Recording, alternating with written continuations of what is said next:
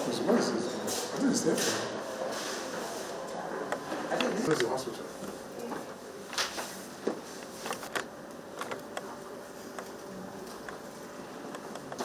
So, how are you doing? Good. How's the leg? It's doing okay. Trying to recover. Too many multiple fractures. It's just that.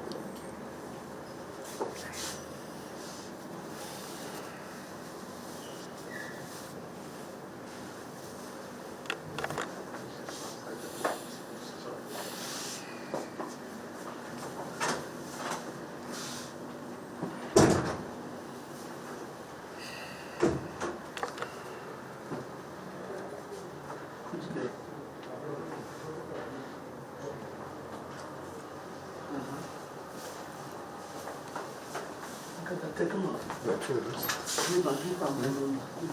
Yeah.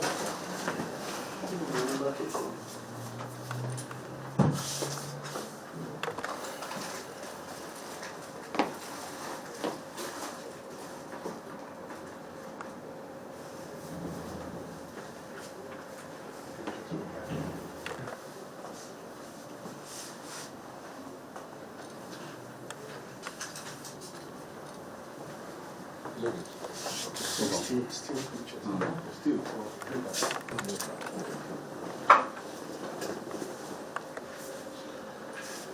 So how's it been?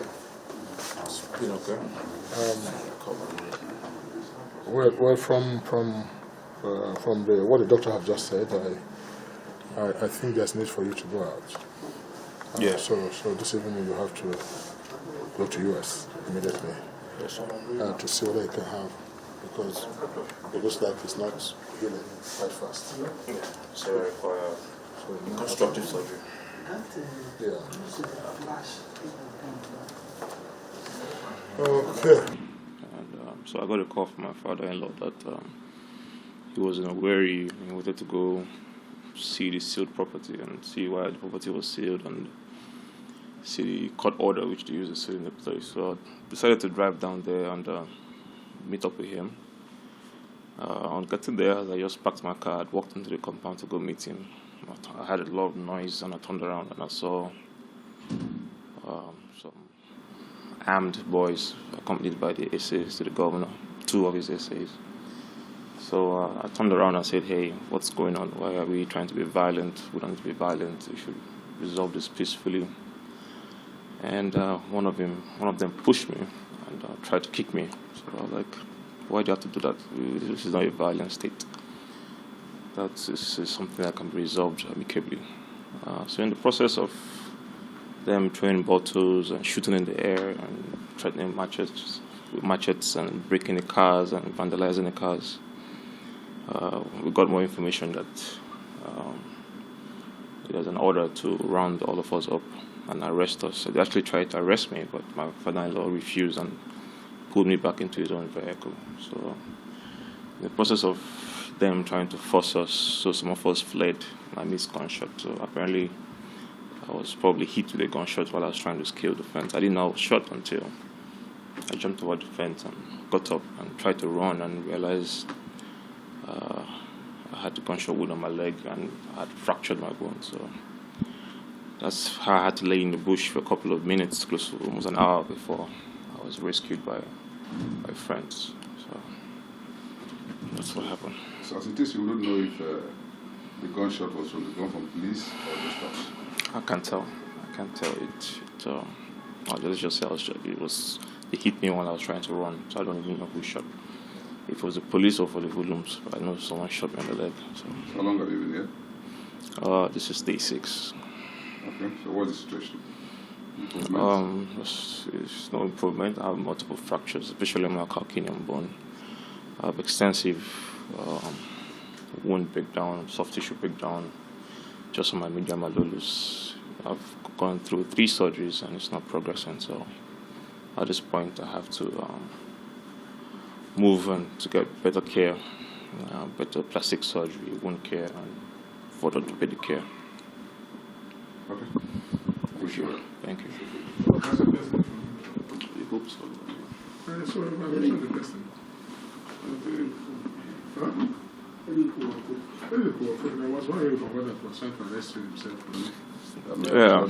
it was his AC on youth, Eric Waneri, and I think his AC on special duties, Mr. Chinasa. Those are the people I was actually talking to calm them down, and his AC on youth actually attacked me, Mr. Eric.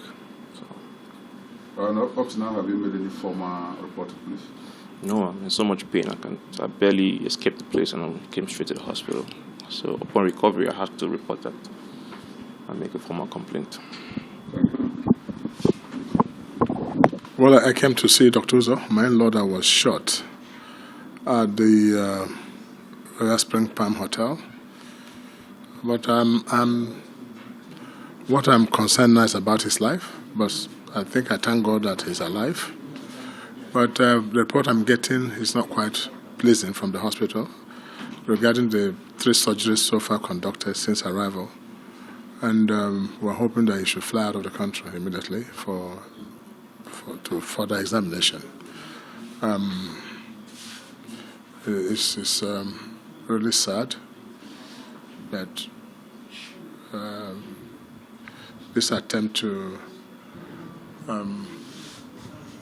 this assassination attempt has resulted to this where we find ourselves today. But I thank God he's alive. But we're quickly making arrangement with the hospital to move him out of this place to see whether he can get examination. Because 3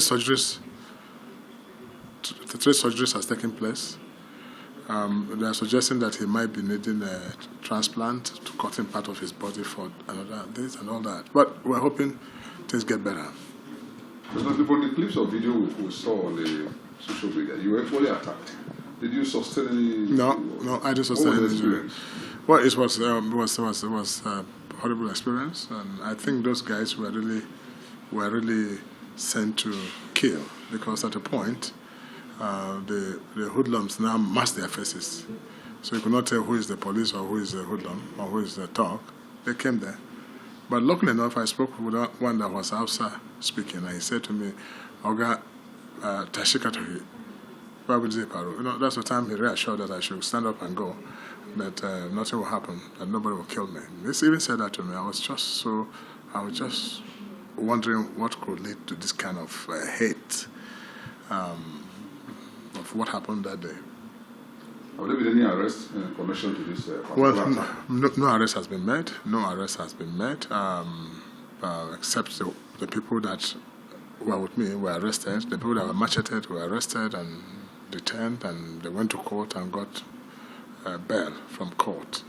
That includes my ADC, my Ordeal, and everybody around me. They were all detained, and they were the people that were being macheted. So far, what I'm more interested in is seeing that he regains his strength and life and go back to work. I'm talking about Dr. Uzo. That's what's more important to me. To save his life is more important rather than any arrest for now. But I think the government and the authorities need to do the needful. They know what to do. But I want to preoccupy myself with this. But thank God Samuel is out of the hospital. They macheted Samuel. And he was actually the person who was taking care of Samuel before that attacked him. Yeah, because from the pictures we saw, there were a lot of people bleeding.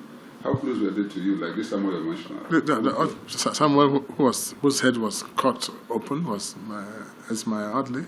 Dr. Uzo is my in-law. And a couple of, then my SLS Steve, who was beaten mercilessly and his skull stone. My commissioner for transport, who came there, he was also beaten, his shoes removed and taken. So it was beating galore for them. But I insisted. I said, please, let not everybody shoot and let nobody fight back. So they were standing helpless because I had ordered that nobody should shoot. Because if there had been gunshot, exchange of gunshot, I'm sure many people would have died as a result. That's what happened. So I think so. Thank you.